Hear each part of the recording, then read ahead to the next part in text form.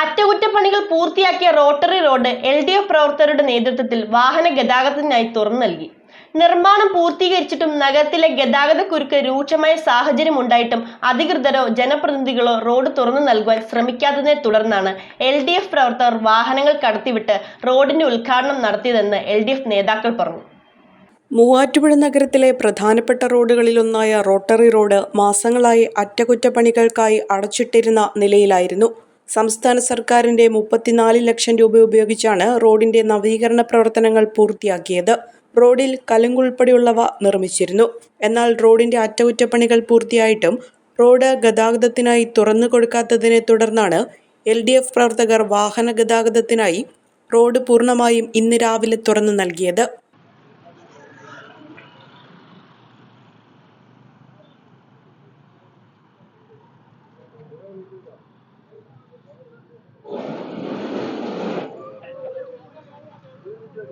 മൂവാറ്റുപുഴ പട്ടണം എടുത്തു പരിശോധിക്കുമ്പോൾ ഏറ്റവും പ്രധാനപ്പെട്ട ഒരു ഏരിയയാണ് മൂവാറ്റുപുഴ മാർക്കറ്റ് ബസ് സ്റ്റാൻഡും പരിസര പ്രദേശങ്ങളും.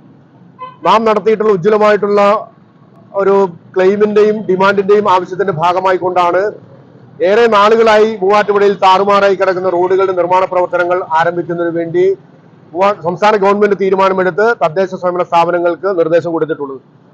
അതിന്റെ ഭാഗമായിക്കൊണ്ടാണ് മൂവാറ്റുപുഴ മാർക്കറ്റ് ബസ് സ്റ്റാൻഡിന്റെ പരിസരത്തുള്ള ഈ റോഡ് വളരെ മോശപ്പെട്ട അവസ്ഥയ്ക്കകത്തായിരുന്നു.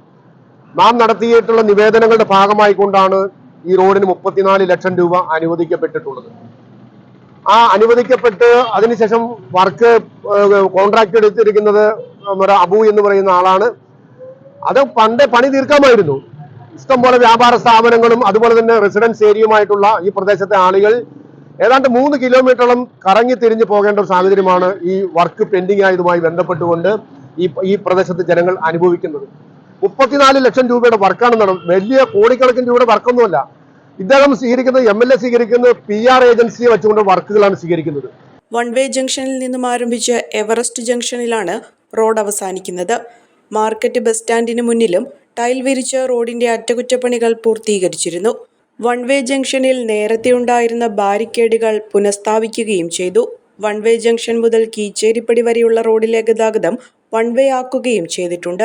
റോഡ് ഗതാഗതത്തിനായി തുറന്നു നൽകുവാൻ ജനപ്രതിനിധികളോ അധികാരികളോ തയ്യാറാകാത്തതിനെ തുടർന്നാണ് ഇത്തരത്തിൽ വാഹന ഗതാഗതത്തിനായി റോഡ് തുറന്നു നൽകാൻ LDF പ്രവർത്തകർ തന്നെ മുന്നിട്ടിറങ്ങിയതെന്ന് LDF നേതാക്കൾ പറഞ്ഞു. 2.5 മാസത്തോളം എടുത്ത വർക്കാണ് ഇവിടെ ഇപ്പൊ ഈ അടുത്ത് നടന്നത്. അത് ജനങ്ങളെ ആകമാനം പട്ടണം വീർപ്പ് മുട്ടിയ സമയത്ത് ഈ റോഡ് തുറന്നു കൊടുക്കണമെന്ന് ഇടതുപക്ഷ പ്രവർത്തകര് ഇടതുപക്ഷത്തിന്റെ നേതാക്കളെല്ലാം ആവശ്യപ്പെട്ടിട്ടും പണി പിന്നീട് എന്ന് പറഞ്ഞ് വച്ച് താമസിപ്പിച്ച് ഇപ്പോൾ ഈ വർക്ക് തീർന്നിരിക്കുക. ഇത് തെരഞ്ഞെടുപ്പും കഴിഞ്ഞ് എല്ലാം കഴിഞ്ഞിട്ട് വർക്ക് തീർന്നു. ഇത് ഇന്ന് തുറന്നു കൊടുക്കുന്ന ഒരു ഉദ്ഘാടനം എന്നുള്ള ഒരു തട്ടിപ്പ് വേല നമ്മുടെ മൂവാറ്റുപുഴയിലെ MLAക്ക് ഒരു പണിയുമില്ല, ഒന്നും ചെയ്യാതെ കണ്ട് 5 ആണ്ട് അടുക്കുന്ന സമയത്ത് ഒരു വക പ്രവൃത്തിയും മൂവാറ്റുപുഴയ്ക്ക് വേണ്ടി ചെയ്യാതെ കണ്ട് ഈ മൂവാറ്റുപുഴയ്ക്ക് ശാപമായി മാറിയ ഈ MLA ഇപ്പോൾ ഒരു ഉദ്ഘാടനം എന്നുള്ള മാമാങ്കം നടത്താൻ വേണ്ടി വരാൻ പോവുകയാണ്. നഗരത്തിൽ വലിയ ഗതാഗതക്കുരുക്കുണ്ടായിട്ടും യാതൊരു നടപടിയും അധികൃതർ സ്വീകരിച്ചിരുന്നില്ലെന്നും LDF പ്രവർത്തകർ ആരോപിക്കുന്നു. മുൻ നഗരസഭാ ചെയർമാൻ MA സഹീർ, നഗരസഭാ കൗൺസിലർ മജീദ് മാങ്ങാടൻ, മുൻ നഗരസഭാ councillor KG Anilkumar, Kareem CS, Azeez Thenginthottam, Afsal, Hamza എന്നിവർ പങ്കെടുത്തു.